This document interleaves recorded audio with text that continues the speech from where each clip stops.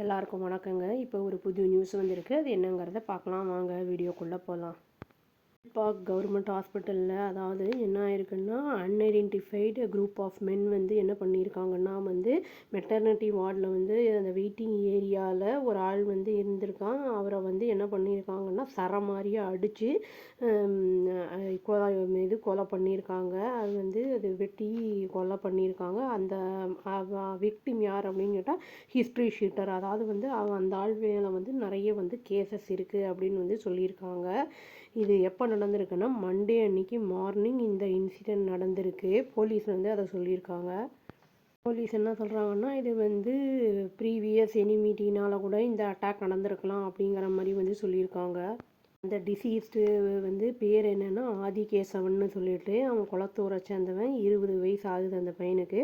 இவன் மேலே murder case இருக்குது, அப்புறம் அசால்ட் கேஸு, இன்டிமிடேஷனு, அப்புறம் அந்த மாதிரி நிறைய அட்டெம்ப்ட் மர்டர் அந்த மாதிரி நிறைய கேசஸ் அவன் மேலே இருக்குது அப்படிங்கிறத சொல்லியிருக்காங்க. ஒரு 10 days முன்னாடி தான் பெயிலில் வந்திருக்கான் அப்படிங்கிறதையும் சொல்லியிருக்காங்க. இதையும் சொல்லியிருக்காங்க. அவன் ஒரு லேடியோட அந்த ஆதிகேசவன் ரிலேஷன்ஷிப்பில் இருந்திருக்கான் அப்படின்னு. அதை ஆக்சுவலி மேரீடு உமன்னு தான் சொல்லியிருக்காங்க. அவங்க அந்த லேடிக்கு அந்த டிசம்பரில் தான் டெலிவரியும் ஆயிருந்திருக்கு அப்படின்னு சொல்லியிருக்காங்க. சண்டே அன்னைக்கு நைட்டு சடனாக அந்த குழந்தை ஹாஸ்பிட்டலில் ட்ரீட்மெண்ட்டுக்கு ரெஸ்பாண்ட் பண்ணாமல் இறந்துருச்சு.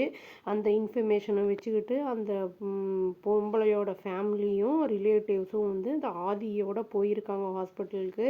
போயிட்டு அவங்க ஹாஸ்பிட்டலில் எப்பவும் போல் அந்த ப்ரொட்டஸ்ட்டு ஆர்குமெண்ட் அதெல்லாம் பண்ணுவாங்கள்ல, ஹாஸ்பிட்டல் ஸ்டாஃபோட பண்ணியிருந்திருக்காங்க. போலீஸ் அவங்கள இன்டர்வென்ட் பண்ணி அவங்கள திருப்பி அனுப்பிட்டாங்க அப்படின்னு சொல்லியிருக்காங்க. இந்த விஷயம் ஆதிகேசவன் ஹாஸ்பிட்டலில் அந்த லேடியை பார்க்க வந்திருக்கான் அப்படின்னு தெரிஞ்ச உடனே அந்த அட்டாக் பண்ணியிருக்கான்ல அந்த சூர்யா அவன் பேர்.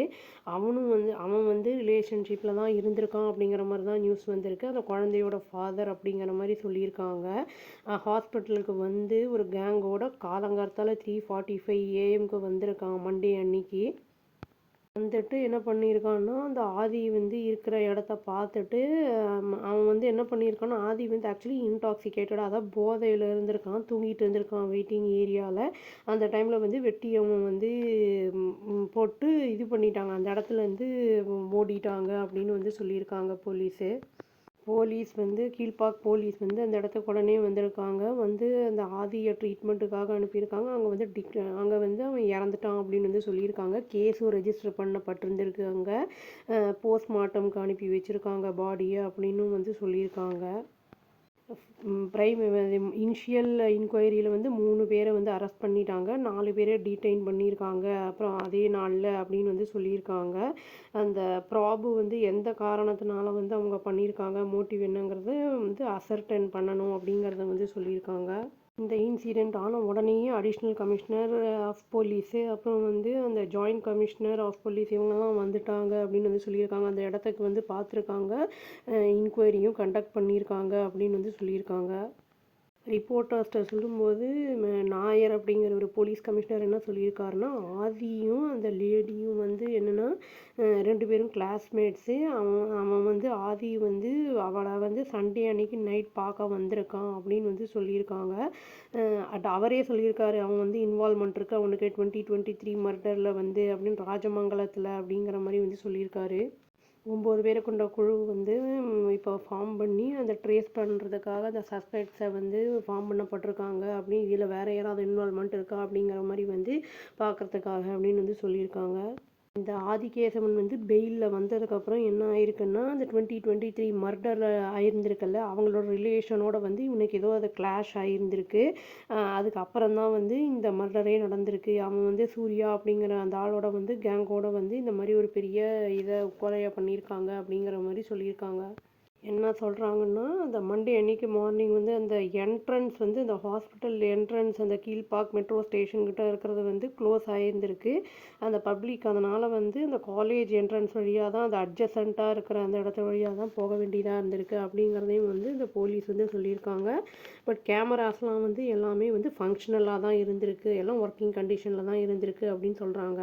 டி. சுகுமாரன் அப்படிங்கிறவர் வந்து ஒரு பேஷண்ட்டோட அட்டெண்டன்ட். அவர் என்ன சொல்கிறாரு அப்படின்னா வந்து அங்கே கன்ஸ்ட்ரக்ஷன் ஒர்க் வந்து போய்கிட்டு இருக்கு ஹாஸ்பிட்டல் ப்ரீமிசஸில். நிறைய பீப்புள் வராங்க போகிறாங்க. அங்கே வந்து ஒரு ப்ராப்பரான ஒரு அந்த செக்ஸ் அந்த என்ட்ரன்ஸில் இல்லை அப்படிங்கிற மாதிரி வந்து சொல்லியிருக்காரு. இடையில வந்து இந்த ஹெல்த் டிபார்ட்மெண்ட் என்ன பண்ணியிருக்காங்கன்னு அஃபீஷியல்ஸ் வந்து சொல்லியிருக்காங்க.